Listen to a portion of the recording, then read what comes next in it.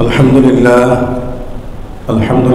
نحمده ونستعينه ونستغفره ونؤمن به ونتوكل عليه ونعوذ بالله من شرور أنفسنا ومن سيئات أعمالنا من يهده الله فلا مضل له ومن يضلل فلا هادي له. أشهد أن لا إله إلا الله وحده لا شريك له وأشهد أن محمدا عبده ورسوله.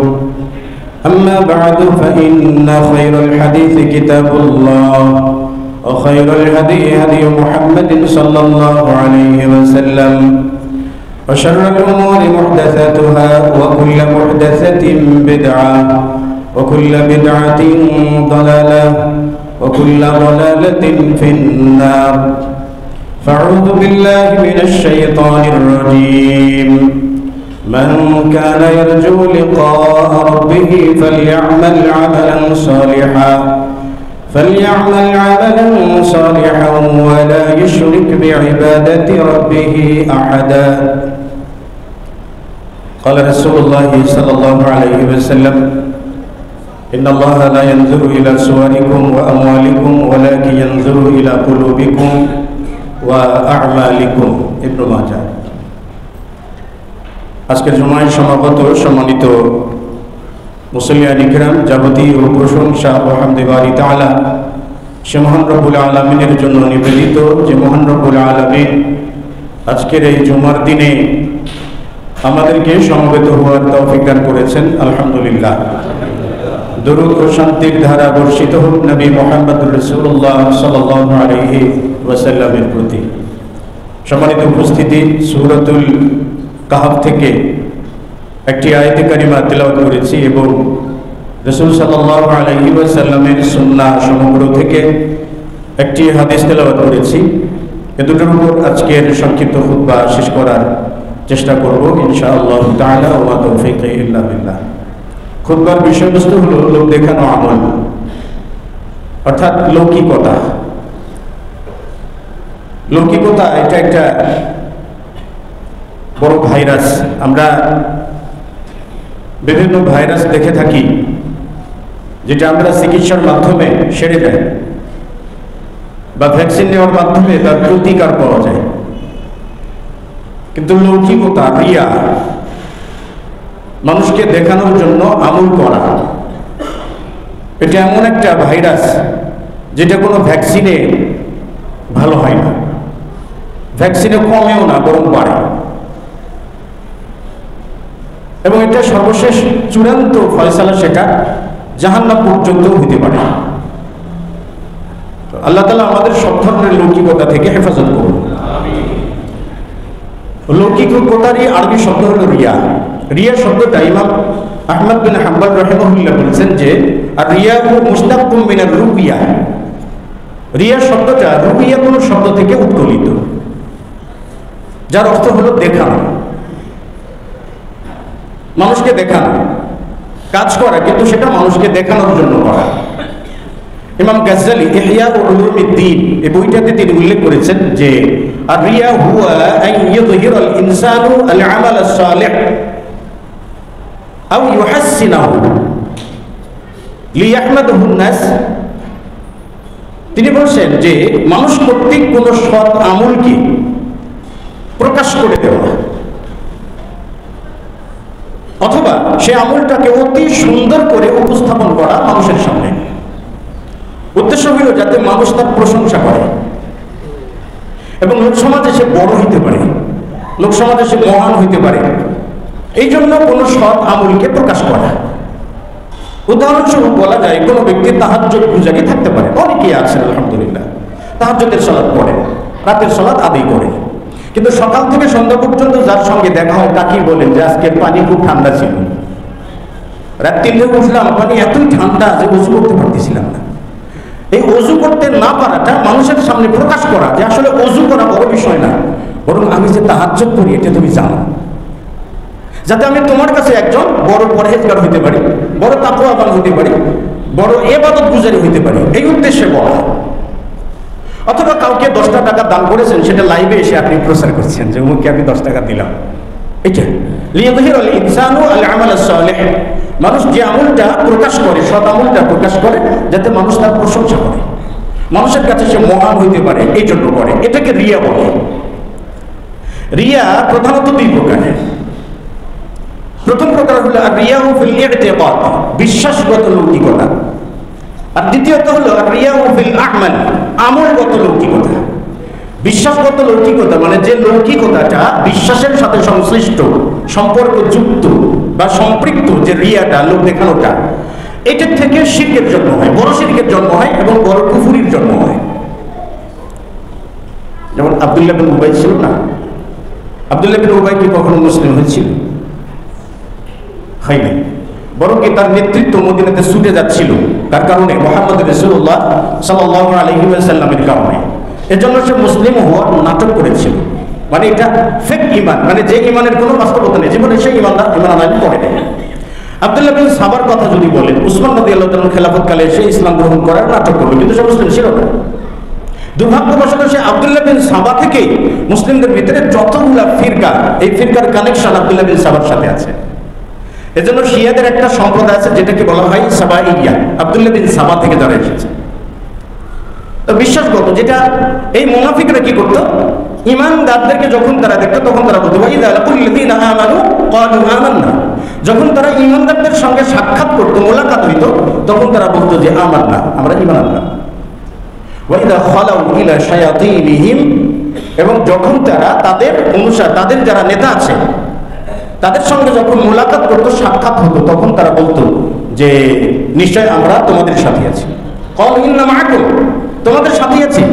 ইন্নামা নাহনু মুস্তাহজিউন, আমরা ঈমানদার ব্যক্তিদের সাথে শুধুমাত্র উপহাস করেছি মাত্র, ঠাট্টা বিদ্রুপ করেছি মাত্র।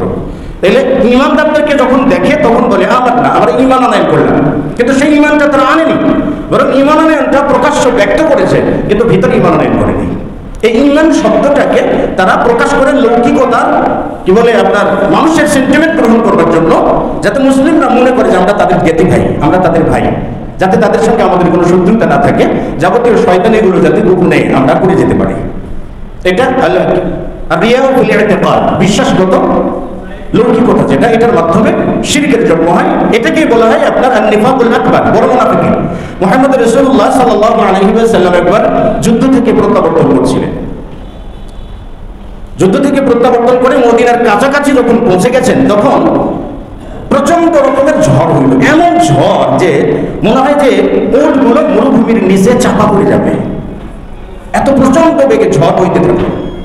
সাহাবায়ে কেরাম জিজ্ঞেস করলেন যে ইয়া রাসূলুল্লাহ, এত প্রচন্ড বেগে ঝড় হওয়ার কারণটা কি? মুহাম্মদ রাসূলুল্লাহ সাল্লাল্লাহু আলাইহি ওয়াসাল্লাম বললেন যে হয়তো বা আজকে মদিনাতে কোনো বড় ধরনের কোনো মুনাফিক মৃত্যুবরণ করেছে, সেই জন্য তার মৃত্যুর জন্য এই প্রচন্ড ঝড় হয়ে যেতে পারে। মদিনাতে পৌঁছে দেখে গেল যে হ্যাঁ, বড় একজন মুনাফিক মৃত্যুবরণ করেছে। কেন? রিয়া ফিল ইতিকাদ, ঈমানটা আমান্না, আমি ঈমান আনয়ন করলাম, বিশ্বাস করলাম, এই বিষয়টাকে মানুষের সামনে প্রকাশ করেছে, কিন্তু অন্তরে সেটা স্থাপন করতে পারেনি। যুগের পর যুগ তাদের অনুসারীরা, অনুচর যারা আছে, এখনো আছে। আর 2 নম্বর যেটা, সেটা হলো রিয়া ফিল আমাল, আমলগত লৌকিকতা। আমল করে মানুষকে দেখাবার জন্য। এই আমলগত লৌকিকতাটা মুসলিমদের ভিতরে ব্যাপক আকারে পরিলক্ষিত হয়। আমলগত লৌকিকতার কারণে শিরকে আসগার, ছোট শিরক সংঘটিত হয়। আল্লাহ সুবহানাহু ওয়া তাআলা যেটার কথা সূরাতুল কাহফে উল্লেখ করেছেন যে মান কানা ইয়ারজু লিকা রাব্বিহি ফালইআমাল আমালান সালিহা, যে ব্যক্তি আল্লাহর সঙ্গে সাক্ষাৎ করতে চায়, ইয়াউমুল কিয়ামা, কিয়ামতের দিন আল্লাহর সঙ্গে সাক্ষাৎ করতে চায়, এর অর্থ হলো পূর্ণ ঈমান নিয়ে, সৎ আমল নিয়ে, আল্লাহ তাআলার রেজামন্দি গ্রহণপূর্বক সাক্ষাৎ করতে চায়। মানে এমন সাক্ষাৎ যে সাক্ষাতে আল্লাহ দয়া আছে, আল্লাহ তাআলার অনুগ্রহ আছে, আল্লাহ তাআলার ভালোবাসা আছে, আল্লাহ তাআলার ক্ষমা আছে। এমন সাক্ষাৎ যদি কোনো ব্যক্তি করতে চায়, তাহলে ফালইআমাল আমালান সালিহ, সে যেন সৎ আমল করে, ভালো আমল করে। আর কি করবে? ওয়ালা ইশরিক ফি ইবাদাতি রাব্বিহি আহাদা, আর তার রবের ইবাদতের ক্ষেত্রে কাউকে যাতে অংশীদার না করে। অংশীদার মানে কি? অংশীদার মানে ভাগাড়ু তৈরি না করে। ভাগাড়ু, তাই না?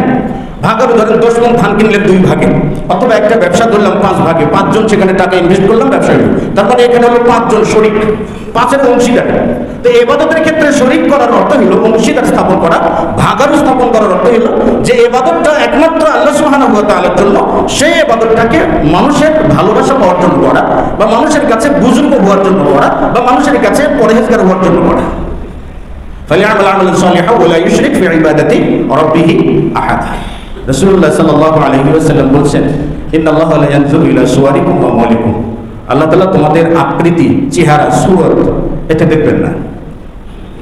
ওয়া আমওয়ালিকুম, এবং তোমাদের সম্পত্তি দেখবেন না, কত সম্পদ আছে, কত সম্পদ আছে এটাও দেখবেন না। কেন? দেখার তো দরকার নাই, প্রয়োজন আছে? কোনো প্রয়োজন নাই তো। কারণ তামাম পৃথিবী, আসমান এবং জমিনের মাঝে যা কিছু আছে সমস্তকে যদি বিক্রি করে দেওয়া হয়, তাহলে জান্নাতের এক চাবুক পরিমাণ জায়গার দাম হবে না। এক চাবুক পরিমাণ জায়গার দাম তামাম পৃথিবী বিক্রি করে দিলেও হবে না। আবার সেই জান্নাতের সর্বশেষ যাকে আল্লাহ জান্নাত দেবেন, সেই ব্যক্তির জান্নাত হবে দুনিয়ার 10 গুণ। তাহলে আপনি দুনিয়াতে কয় টাকার মালিক, আল্লাহ দেখে লাভ আছে? কোনো প্রয়োজন আছে? কোনো প্রয়োজন তো নেই। রাসূল সাল্লাল্লাহু আলাইহি ওয়াসাল্লাম বলছেন যে আল্লাহ তাআলার কাছে দুনিয়ার মূল্য যদি একটা মশার পাখার সমতুল্য থাকতো, মশার পাখা কি বাংলাদেশে বিক্রি হয়? হয় না, তাই না? মশার পাখা তো দেখাও যায় না, তাই না? তাহলে মশার পাখার সমপরিমাণ যদি দুনিয়ার মূল্য থাকতো, তাহলে দুনিয়াতে আল্লাহ তাআলা কোনো কাফের মুশরিককে এক ঢোক পানিও পান করতে দিতেন না। দুনিয়ার দাম নাই, এজন্য দেন। বলতে পারেন ময়লা আবর্জনা, ময়লার ভাগার আছে না, কুকুর খাইলো না বিড়াল খাইলো, কে খাইলো কে থাকলো, কেউ কোনো হিসাব করে না। কেন? মানুষের কাছে তার কোনো মূল্য নেই। এরকম দুনিয়ার আল্লাহ তাআলার কাছে কোনো মূল্য নেই। ইন্নাল্লাহা লা ইয়ানজুরু, তাহলে আল্লাহ পাঠিয়েছেন কেন? লা ইয়ানজুরু ইলা সুওয়ারিকুম ওয়া আমওয়ালিকুম। আল্লাহ তোমাদের সম্পত্তিও দেখেন না, এবং তোমাদের আকৃতি, রূপ, চেহারা, সৌন্দর্য এসব কিছুই দেখেন না। দেখেন কি? ওয়ালাকিন ইয়ানজুরু ইলা কুলুবিকুম, তোমাদের অন্তরটা দেখেন, অন্তরে কি আছে। অন্তরে আমল করো মানুষকে দেখানোর জন্য, মানুষের সেন্টিমেন্ট পাওয়ার জন্য, মানুষের রায় পাওয়ার জন্য, তাহলে কোনো প্রয়োজন নাই আল্লাহ তাআলার এটা। আল্লাহ কি ইনজুরি ইলা কুলুবিকুম, আল্লাহ তোমাদের অন্তর দেখেন আর তোমাদের আমল দেখেন, কি আমলটা করেছো সেটাই দেখেন আল্লাহ তাআলা। কারণ আমল সম্পর্কে আল্লাহ জিজ্ঞেস করবেন তো না, যেটা সম্পর্কে জিজ্ঞেস করবেন সেটার প্রতি যত্নবান হতে হয়। লৌকিকতা, আমল এর ক্ষেত্রে লৌকিকতা, আমলের ক্ষেত্রে লৌকিকতাটা বিভিন্ন ভাবে প্রকাশ পায়। যেমন রিয়াউ ফিল জিসম, দৈহিকভাবে লৌকিকতা প্রকাশ করা। দৈহিকভাবে লৌকিকতা কিভাবে প্রকাশ পায়? হুযায়ফা রাদিয়াল্লাহু তাআলা আনহু থেকে বর্ণিত, তিনি বলছেন, এটা ইবনে হাজার আসকালানী রাহিমাহুল্লাহ তিনি বর্ণনা করেছেন, তার ফাতহুল বারীতে উল্লেখ করেছেন যে উমর বিন খাত্তাব রাদিয়াল্লাহু তাআলা আনহু মসজিদে এক ব্যক্তিকে দেখলেন, সে তার আপনার কি বলে দুই কাঁধকে ভাঁজ করে, মাজাটাকে বাঁকা করে সে বুকে হাত বেঁধে সালাত আদায় করছে। তার যখন কাঁধ ভাঁজ করা দেখলেন, তখন উমর বিন খাত্তাব রাদিয়াল্লাহু তাআলা আনহু, ইয়া আহলা রিকাব, এই কাঁধওয়ালা, ইরফা রিকাবাক, তোমার কাঁধ উঠাও।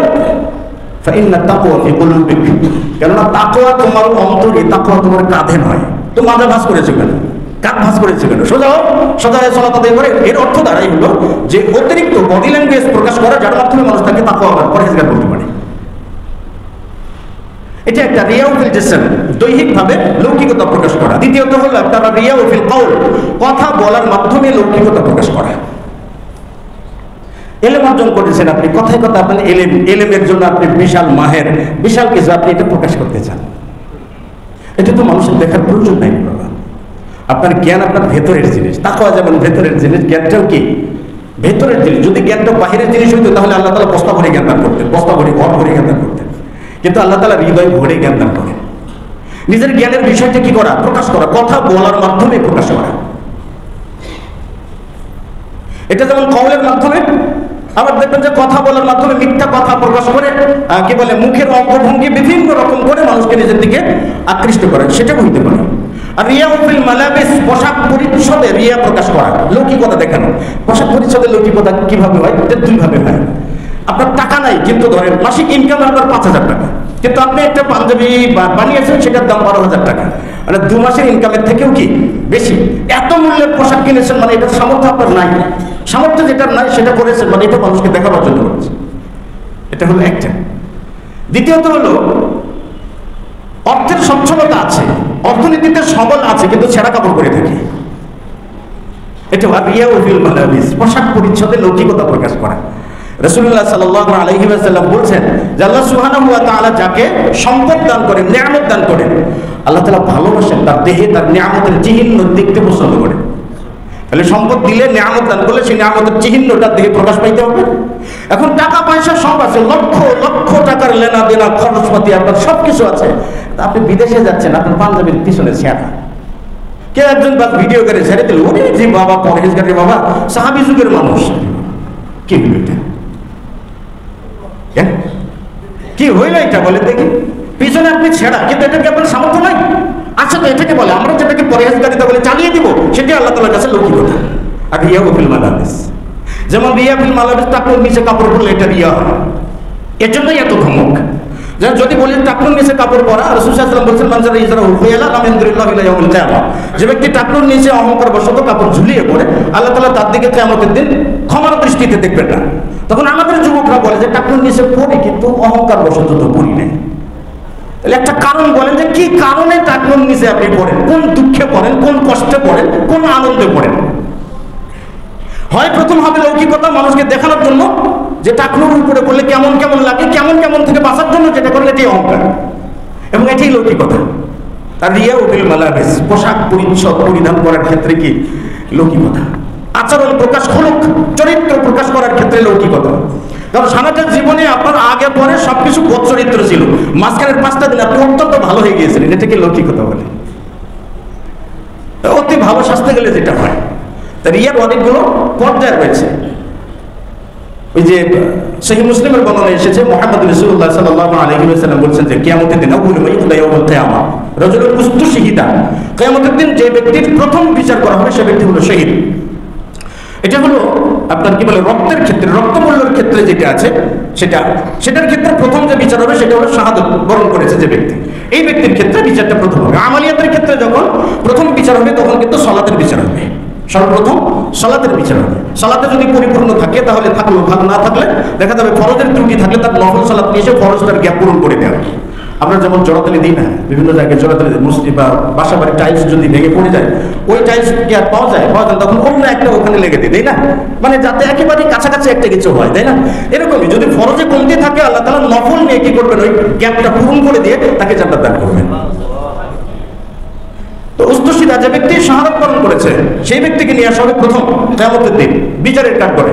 তারপরে ফাআরাফাহু নিআমাহু, তাকে তার নিয়ামত জানিয়ে দেবেন, কি কি নিয়ামত পেয়েছিল দুনিয়াতে, অর্থ পেয়েছিল, বিত্ত পেয়েছিল, নারী পেয়েছিল, গাড়ি পেয়েছিল, দুনিয়াদারিত্বের সবকিছু পেয়েছিল। ফাআরাফা, সে চিনতে পারবে, হ্যাঁ আমি তো এত কিছু পেয়েছি। চেনার পর আল্লাহ রাব্বুল আলামিন তাকে জিজ্ঞেস করবেন যে তুমি কি আমল করেছো, এত কিছু পেয়েছো, বিনিময়ে তুমি কি করেছো? তখন সেই লোকটা বলবে যে আমি আল্লাহর রাস্তায় জিহাদ করেছি, ওয়াকাতিলু ফি সাবিলিল্লাহ, আল্লাহর রাস্তায় যুদ্ধ করেছে, যুদ্ধ করতে করতে করতে করতে এক পর্যায়ে শাহাদাত বরণ করেছে। এর অর্থ দাঁড়ায় সে জান্নাতের ভাগীদার, জান্নাত পেতে চায়, কিন্তু আল্লাহ রাব্বুল আলামিন বলবেন কাযাবতা, মিথ্যা কথা বলেছো, কারণ তুমি আল্লাহর রাস্তায় যুদ্ধ করেছো। তোমাকে যাতে বলা হুয়া জারিউন, এ লোকটা বীর যোদ্ধা, তাবর একজন যোদ্ধা, তাবর একজন সৈনিক, সেনাপতি, এটা যাতে বলা হয়, সেজন্য তুমি যুদ্ধ করেছো। আল্লাহ তাআলা তার এই দাবিকে অস্বীকার করবেন। এর অর্থ হলো তার যুদ্ধ করাটা ছিল লৌকিকতা, আল্লাহর জন্য নয়।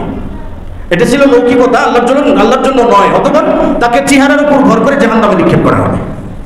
2 নম্বর ব্যক্তি আছে যে আল্লামাল কুরআন, যে ব্যক্তি কোরআন শিক্ষা করেছে, নিজে শিক্ষা করেছে, মানুষকে শিক্ষা দিয়েছে। এই ব্যক্তিকে নিয়ে আসা হবে, তাকে নিয়ামত সম্পর্কে জানানো হবে এবং তাকে বলা হবে তুমি কি আমল করছো। সে ব্যক্তি বলবে যে আল্লাহ আমি একমাত্র তোমার জন্য কোরআন শিক্ষা করেছি, মানুষকে কোরআন শিখিয়ে দিয়েছি, দিন শিখেছি, দিন শিক্ষা দিয়েছি। আল্লাহ তাআলা বলবেন যে কাযাবতা, মিথ্যা কথা বলেছো, কারণ তুমি কোরআন তেলাওয়াত শিখেছো, দ্বীনি জ্ঞান অর্জন করেছো, লিইউকাল, যাতে তোমাকে বলা হয় যে হুয়া ক্বারি, সে একজন বিখ্যাত কারি,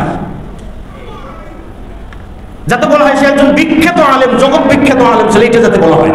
কিন্তু তোমাকে তো এটা বলা হয়েছে, তুমি তো কারি নামে পরিচিত পেয়েছিলে। কোরআন তেলাওয়াতের ঢং দেখবেন না, কোরআন তেলাওয়াত টানতে টানতে টানতে টানতে কণ্ঠনালীর রগ ফুলে ফেটে মারা যাওয়া অবস্থা, তাও ছাড়াছাড়ির অবস্থা নেই। এটা কি জন্য হয় ভাই? যে আমি একজন, আমার তেলাওয়াত বিশ্ববিখ্যাত, এই তো।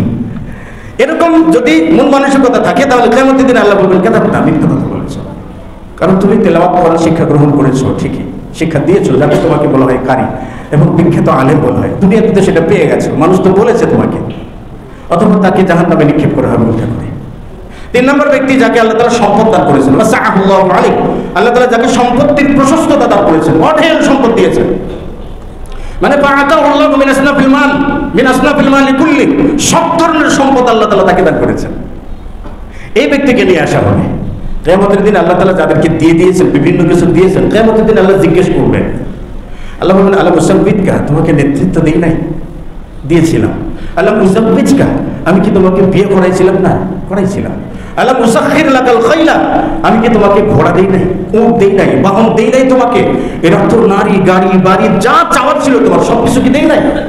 বান্দা যখন বলবে হ্যাঁ আল্লাহ দিয়েছেন, তখন আল্লাহ রাব্বুল আলামিন বলবেন যে তোমার কি মনে কখনো বিশ্বাস জাগতো যে আমার সঙ্গে মোলাকাত করবে? প্রথম ব্যক্তি বলবে না, বিশ্বাস জাগতো না। আল্লাহ বলবেন ঠিক আছে, দুনিয়াতে যেমন ভুলে গিয়েছিলাম আমি ভুলে গেলাম। দ্বিতীয় ব্যক্তি একই কথা বলবে, ভুলে গিয়েছিলাম। আল্লাহ বলবেন ভুলে গেলাম। তিন নম্বর ব্যক্তির হলো রিয়াকারী যে ব্যক্তি আছে না, তৃতীয়, এই হলো রিয়াকারী। এই ব্যক্তি কিয়ামতের দিনও লৌকিকতা প্রকাশ করবে। আল্লাহ তাআলা যখন বলবেন যে আমি তোমাকে এত কিছু দিয়েছি, তোমার কি বিশ্বাস জাগতো যে আমার সঙ্গে সাক্ষাৎ করবে? তখন মিথ্যাবাদী লোকটা বলবে না, হ্যাঁ আমি বিশ্বাস করতাম, ইয়া রাব্বুল আলামিন, উসাল্লি, সালাত আদায় করেছে, ওয়াসুম, সিয়াম পালন করেছে, আতাসাদ্দাকু, সাদকা করেছে, মানে এমন কোনো ভালো কাজের জায়গা ছিল না, সবগুলো করেছি আল্লাহ তাআলা। আল্লাহ রাব্বুল আলামিন বলবেন ঠিক আছে, তাহলে আজকে আমার পক্ষ থেকে তোমার বিরুদ্ধে একজন সাক্ষী নিযুক্ত করব। তখন এই লোকটা ডানে বামে তাকে দেখে, কে আমার বিরুদ্ধে সাক্ষী দেবে? কাউকে তো দেখে নাই। মাইয়ুশহাদু আলাইহি, কে আমার বিরুদ্ধে সাক্ষ্য প্রদান করবে? কে? আল্লাহ সুবহানাহু ওয়া তাআলা তখন তার মুখটা বন্ধ করে দেবেন, দেওয়ার পর তার হাত পা উড়োকে বলবেন যে ওর বিরুদ্ধে কথা বল। যে লৌকিক দুনিয়াতে কিয়ামতের দিনে লৌকিকতার ধান্দা করবে, চেষ্টা করবে, কিন্তু সম্ভব হবে না। তো তিন নম্বর ব্যক্তি যে যাকে আল্লাহ সব ধরনের সম্পদ দান করেছেন, তাকে সম্পদ জানাবেন, তারপর বলবেন যে তুমি কি? সে বলবে যে আমি তোমার রাস্তাতে খরচ করেছি। আল্লাহ তাআলা বলবেন যে তুমি আমার রাস্তায় সম্পদ খরচ করেছো যাতে লিউকাল, যাতে তোমাকে বলা হয় যে তুমি একজন বড় দানবীর। আচ্ছা, দুনিয়াতে তো দানবীরের পরিচয় পেয়েছো, দুনিয়াতে বড় দানবীরের পরিচয় পেয়েছো, কাজে আজকে তোমার আমলিয়াতের কি প্রয়োজন? আজকে তো তোমার জন্য জান্নাত নাই, আল্লাহ তাআলা তাকেও উল্টো করে জাহান্নামে নিক্ষেপ করবেন। এখানে তিন শ্রেণীর ব্যক্তির কথা বলা হয়েছে। প্রথম ব্যক্তি শহীদ, মানে শহীদ ব্যক্তির রক্ত জমিনে পড়ার আগেই আল্লাহ তাআলা তার জীবনের সমস্ত গুনাহ মাফ করে দেন। এত মর্যাদা সম্পন্ন ব্যক্তি ছিল। কি লৌকিকতা সব শেষ।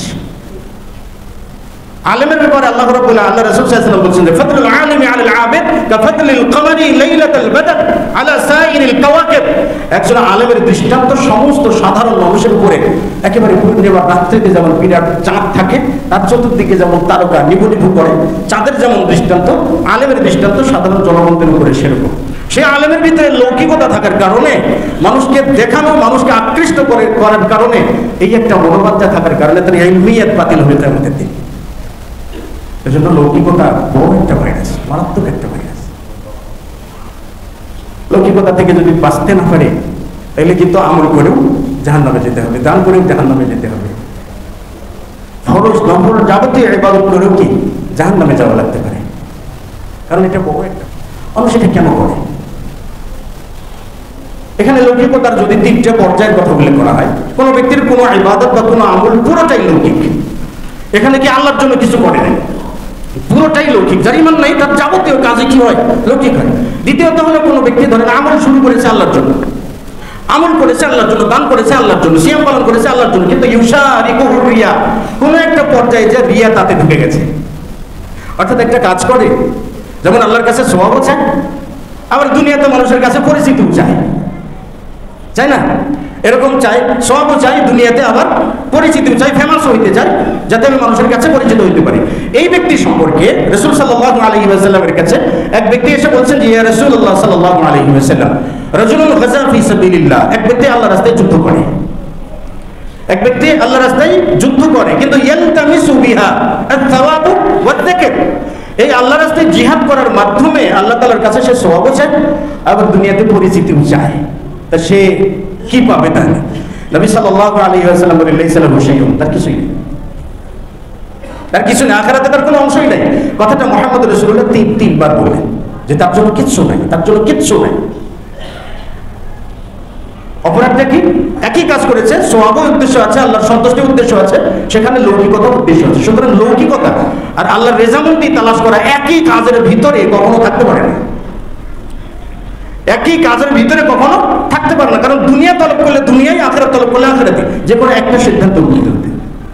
রাসূল সাল্লাল্লাহু আলাইহি ওয়াসাল্লামের একজন সাহাবী ছিলেন, উকবা বিন আবি মুআইত, তিনি ছিলেন, তিনি যুদ্ধে যাবেন, রাসূল সাল্লাল্লাহু আলাইহি ওয়াসাল্লাম যুদ্ধের ঘোষণা দিয়েছেন, তিনি যুদ্ধে যেতে পারবেন না। তালাশ করছেন একজন শ্রমিক পাওয়া যায় কিনা, একটা শ্রমিক ধরে নিয়ে আসে, তাকে 3 দিনারের বিনিময়ে যুদ্ধে পাঠালেন। যুদ্ধে যখন বিজয় করলো তখন এই লোকটা গেল রাসূল সাল্লাল্লাহু আলাইহি ওয়াসাল্লামের কাছে যে তাকে যাতে গনিমতের অংশ থেকে তাকে কিছু দিয়ে দেওয়া যায়।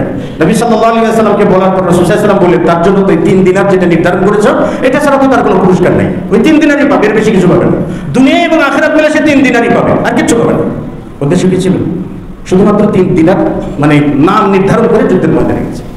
এই যে লৌকিকতা, কিছু দুনিয়াবি কামাই করা, এটার আশায় গিয়েছে। যাই হোক, তা আরেকটা হলো কতগুলো বিষয় আছে যে হয়তো কোনো ব্যক্তি আমলে দাঁড়িয়ে গেছেন, সৎ আমলে করতেছে, কিন্তু লৌকিকতা না, কিন্তু ভেতরে কোনো ত্রুটি বিচ্যুতি প্রবেশ করেছে, এটার জন্য কাফারা নাই, এটার জন্য আল্লাহর কাছে ইস্তেগফার করলেই চলে।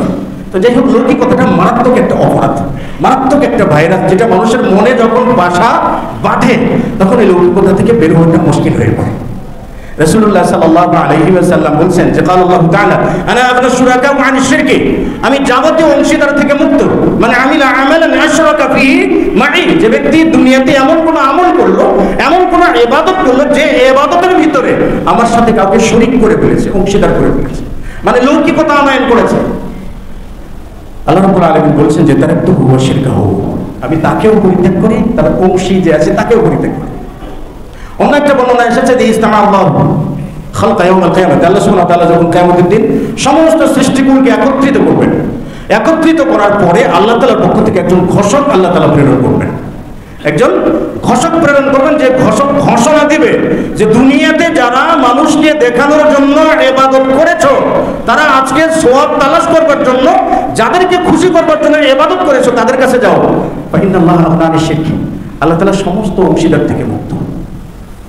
মানে লৌকিকতার জন্য সেদিন আল্লাহ নাই, লৌকিকতার জন্য সেই দিন আল্লাহ তাআলার অনুগ্রহ নাই, দয়া নাই, ক্ষমা নাই।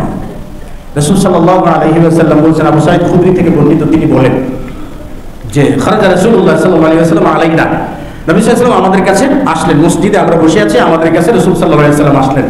আবু সাঈদ খুদরি বলছেন যে নাহনু নাতাযাকারুল মাসীহ আদ-দাজ্জাল, আমরা দাজ্জালের ফিতনা সম্পর্কে আলোকপাত করছিলাম। দাজ্জালের ফিতনা কেমন হতে পারে, এই ফিতনা সম্পর্কে আলোকপাত করছিলাম। তখন নবী সাল্লাল্লাহু আলাইহি ওয়াসাল্লাম বললেন যে আলা উখবিরুকুম বিমা হুয়া আখওয়াফু, আমি কি তোমাদেরকে এমন বড় কোন ফিতনা সম্পর্কে বলবো না যেই ফিতনাটা দাজ্জালের ফিতনার থেকেও ভয়ঙ্কর হয়? এমন ফিতনা সম্পর্কে কি বলবো না? দাজ্জালের ফিতনাটা কি ভাই? দাজ্জালের ফিতনা কি? দাজ্জাল এসে জমিনকে পুড়ি দেবে, যে জমিন ফসল উৎপাদন করবে। দীর্ঘকাল যাবত জমিন ফসল উৎপাদন করে না, দাজ্জাল এসে জমিনকে যখন আঘাত করবে আর নির্দেশ দেবে ফসল উৎপাদন করাও, জমিন তখন ফসল উৎপাদন করাবে। আকাশের দিকে তাকে নির্দেশ প্রদান করবে, আকাশ থেকে বৃষ্টি বর্ষণ হবে। একজন মানুষকে 2 টুকরা করে চোখের দৃষ্টি যত দূর যায় আলাদা করে দেবে, চোখের দৃষ্টি যত দূর যায় তত দূরে 2 টুকরা রেখে দেবে। এরপরে নাম ধরে যখন ডাকবে তখন এই ব্যক্তি একত্রিত হয়ে তার সামনে হাজির হবে। এগুলো দাজ্জালের ফিতনা। সে মানুষকে জাহান্নাম দেখাবে, জান্নাত দেখাবে। জান্নাত যেটা দেখাবে, এই জান্নাতে যে প্রবেশ করবে তার কথা শুনে সে জাহান্নামে যাবে। জাহান্নাম দেখাবে, তার যে অবাধ্য হবে সে জাহান্নাম দেবে। জাহান্নাম প্রকারান্তরে এটাই হলো কি জান্নাত, সে জান্নাতে প্রবেশ করবে। এগুলো দাজ্জালের ফিতনা। আরো অনেকগুলো ফিতনা রয়েছে দাজ্জালের। চক্ষুমন্ত হবে, সে সারা পৃথিবীব্যাপী আধিপত্য বিস্তার করবে। এই দাজ্জালের ফিতনা অনেক মারাত্মক ফিতনা। সেই ফিতনা কেউ রাসূল সাল্লাল্লাহু আলাইহি ওয়াসাল্লাম বলছেন যে আমি তোমাদেরকে দাজ্জালের ফিতনা থেকেও মারাত্মক কোনো ফিতনা সম্পর্কে বলবো না। আবু সাঈদ খুদরি রাদিয়াল্লাহু তাআলা বললেন যে আমরা বললাম নাম ইয়া রাসূলুল্লাহ বলুন। তখন নবী সাল্লাল্লাহু আলাইহি ওয়াসাল্লাম বলেন আশ-শিরকুল খাফি। খাফিয়ুন মানে গোপন শিরক, যে শিরক দেখা যায় না, যে শিরক কি দেখা যায় না, শিরকুল খাফি গোপন শিরক। শিরকে আসগর কিন্তু দেখা যায় না, অনুভব করতে পারবে না। হাফিজ ইবনুল কাইয়্যিম রাহিমাহুল্লাহ বলেছেন যে শিরকুল আসগর, ছোট শিরকটা এমন যে অন্ধকার রাত্রিতে কালো পাথরের উপরে কালো পিপিলিকা হেঁটে গেলে যেমন অনুভব করা যায় না, দেখা যায় না, এই শিরকে আসগরটা মানুষের ভিতরে এমন ভাবে প্রবেশ করে সে মানুষ উপলব্ধি করতে পারে না যে আমার ভিতরে শিরকে আসগর আছে। এই জন্য মুহাম্মদ রাসূলুল্লাহ সাল্লাল্লাহু আলাইহি ওয়াসাল্লাম প্রতিদিন দোয়া করতেন, আল্লাহ আমি তোমার সাথে শিরক করা থেকে মুক্ত আশ্রয় কামনা করছি তোমার কাছে। প্রতিদিন সকাল সন্ধ্যা দোয়া করতেন। আমাদের আবার আলাদা কনফিডেন্স আছে কারো কারো, তাই না? আলাদা কনফিডেন্স আছে। সেই কনফিডেন্সটা কি? বলে আমি যাই করি তাই সঠিক, যা করি না তাই বেঠিক। আছে না? বলে আমার ঈমান আকীদা পৃথিবীর শ্রেষ্ঠ ঈমান আকীদা, মানে কি বলতে পারেন যে একেবারে বিশুদ্ধ আকীদা ক্রয় করে ফেলেছে। এরকম না, চেষ্টা করি বিশুদ্ধ মানহাজে চলার জন্য, চেষ্টা করি বিশুদ্ধ আমল করবার জন্য, এটা বলতে পারি। চেষ্টা করি, আমরা সর্বাত্মক চেষ্টা করি, এইটা আল্লাহ তাআলার ইচ্ছা। কিন্তু এরকম কনফিডেন্সলি আমরা বলতে পারবো না, যেহেতু মুহাম্মদ রাসূলুল্লাহ বলতেন, সাহাবায়ে কেরাম কেঁদে অবস্থা খারাপ করে দিত। হানজালা বলছিলেন নবী সাল্লাল্লাহু আলাইহি ওয়াসাল্লামের কাছে যে না ফাক হানজালা তুই ইয়া রাসূলুল্লাহ, মুনাফিক, হানজালা মুনাফিক হয়ে গেছে। হানজালা কিন্তু একজন বিখ্যাত সাহাবী, চিন্তা করেছেন, একজন বিখ্যাত সাহাবী। এই সাহাবী বলছে যে হানজালা মুনাফিক হয়ে গেল। নবী সাল্লাল্লাহু আলাইহি ওয়াসাল্লাম বললেন মা কেন, কাইফা মা, কি করে তুমি মুনাফিক হলে? বলি ইয়া রাসূলুল্লাহ আপনার কাছে যখন এসে বসি তখন জান্নাত জাহান্নামের বিবরণ শুনে মনে হয় জান্নাত জাহান্নাম সচক্ষে দেখছি। বাড়িতে যখন আমার স্ত্রী সন্তানের কাছে যাই, তাদের মায়ে পড়ে যায়, তখন তো ঈমানের সেরকম অবস্থা থাকে না। তাহলে হানজালা মুনাফিক হয়ে গেল না? দেখেন, মুনাফিক হওয়ার আতঙ্কে সাহাবায়ে কেরামগণ তটস্থ থাকতেন। ওমর বিন খাত্তাবকে রাসূল সাল্লাল্লাহু আলাইহি ওয়াসাল্লাম বলছেন যে তার সামনে দিয়ে শয়তানও যেতে ভয় পায়, তাই না? তিনি বলছেন আমার পরে যদি কোনো নাবী হইতো তাহলে ওমর বিন খাত্তাবই হইতো। হুযায়ফা রাদিয়াল্লাহু তাআলা নবী সাল্লাল্লাহু আলাইহি ওয়াসাল্লামের গুপ্ত লিস্টের মালিক ছিলেন, কারা কারা মুনাফিক ছিলেন তাকে বলে দিতেন। ইনি এমন একজন ব্যক্তি ছিলেন যে তাকে 70 টুকরা করলে তার নাম প্রকাশ পাইত না, এরকম একজন মানুষ ছিলেন। তো তার কাছে মুনাফিকের লিস্টে ছিল, মুনাফিকের লিস্টে ছিল। ওমর বিন খাত্তাব রাদিয়াল্লাহু তাআলা আনহুকে বলেন না, কেন জানেন? তাহলে ওমর বিন খাত্তাব একটা একটা করে এক রাত্রিতে সবগুলোকে সাফ করে দিত, এই জন্য তার কাছে রেখেছে। তাকে যে ওমর বিন খাত্তাব রাদিয়াল্লাহু তাআলা বলছেন যে ভাই তোমার দপ্তরটা খুলো তো, খাতাটা খুলো তো। কেন? তোমার খাতায় দেখো তো আমার নামটা মুনাফিকের খাতায় আছে কিনা। মানে ওমর বিন খাত্তাবের মতো একজন মানুষ, তিনি মুনাফিক কিনা এই ভয়ে তিনি আতঙ্কিত থাকতেন, আমি মুনাফিক কিনা। হানজালা যে বলছেন না কথা হানজালা, তো হানজালা মুনাফিক হয়ে গেল। আমি আপনি কথাটা ডিলারশিপ নিয়ে আসলাম ভাই। এই জন্য একটাই বলতে পারি যে চেষ্টা করি কোরআন সুন্নাহ অনুযায়ী চলার চেষ্টা করি, সঠিক মানহাজ বুঝার চেষ্টা করি, সঠিক আকীদা লালন করার চেষ্টা করি, পালন করার চেষ্টা করি, এটা বলতে সর্বাত্মক চেষ্টা করি। কিন্তু আমি যা করি সেটাই শতভাগ সঠিক, এটা বলার কোনো সুযোগ নেই। তো আবু সাঈদ খুদরি রাদিয়াল্লাহু তাআলা বলেন না ইয়া রাসূলুল্লাহ, তখন নবী সাল্লাল্লাহু আলাইহি ওয়াসাল্লাম শিরকুল খাফি, গোপন শিরক যেটা দেখা যায় না, এই গোপন শিরককে বলা হয় শিরকুল আসগার, ছোট শিরক। তখন নবী সাল্লাল্লাহু আলাইহি ওয়াসাল্লামকে জিজ্ঞেস করা হলো ইয়া রাসূলুল্লাহ মা শিরকুল খাফি, শিরকুল খাফি গোপন শিরক সেটা আবার কি? তখন নবী সাল্লাল্লাহু আলাইহি ওয়াসাল্লাম বলেন ইসাল্লির রাজুল, কোন ব্যক্তি সালাত আদায় করলো, ফায়ুযায়্যিনু সালাতাহু, তার সালাতটাকে অতিরিক্ত সুন্দর করলো।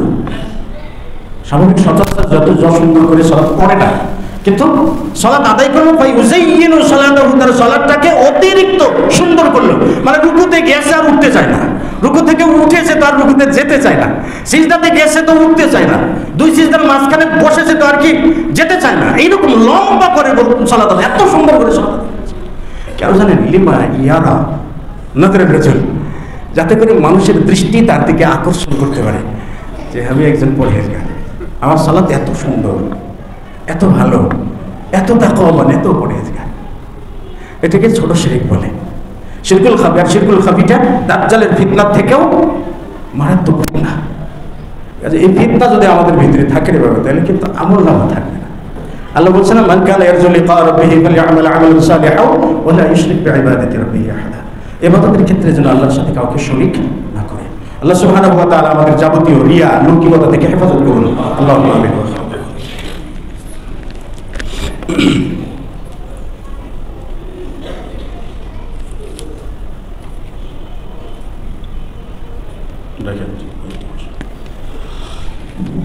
আলহামদুলিল্লাহ রাব্বিল আলামিন ওয়া সালাতু ওয়া সালামু আলা নাবিয়িনা মুহাম্মদ ওয়া আলা আলিহি ওয়া সাহবিহি আজমাইন ওয়া বা'দ। সম্মানিত উপস্থিতি, আমাদের কাছে একজন অভাবী ব্যক্তি এসেছেন, আপনাদের কাছে সাহায্য চেয়েছেন। আপনারা যে যা পারেন তাকে সাহায্য করবেন আর মসজিদের জন্য মুক্ত হস্তে দান করবেন ইনশাআল্লাহ তাআলা। বলেছি তো, যান কেটে যান। اللهم صل على محمد وعلى ال محمد كما صليت على ابراهيم وعلى ال ابراهيم انك حميد مجيد. اللهم بارك على محمد وعلى ال محمد كما باركت على ابراهيم وعلى ال ابراهيم انك حميد مجيد. اللهم اعز الاسلام والمسلمين، اللهم لعن الكفرة والمشركين، ربنا افرغ علينا الصبر وتوفنا مسلمين، ربنا اتنا في الدنيا حسنة وفي الآخرة حسنة وقنا عذاب النار، ربنا اغفر لنا وللمؤمنين والمؤمنات والمسلمين والمسلمات والأحياء منهم والأموات إنك مجيب الدعوات برحمتك يا أرحم الراحمين. اللهم إنا نعوذ بك من عذاب جهنم، اللهم إنا نعوذ بك بك من عذاب جهنم اللهم إنا نسألك الجنة الفردوس اللهم إنا نسألك الجنة الفردوس أذهب البأس رب الناس واشفي أنت الشافي لا شفاء إلا شفاؤك شفاء لا يغادر سقما ربنا تقبل منا إنك أنت السميع العليم وتب علينا إنك أنت التواب الرحيم سبحان ربك رب العزة عما يصفون والسلام على المرسلين والحمد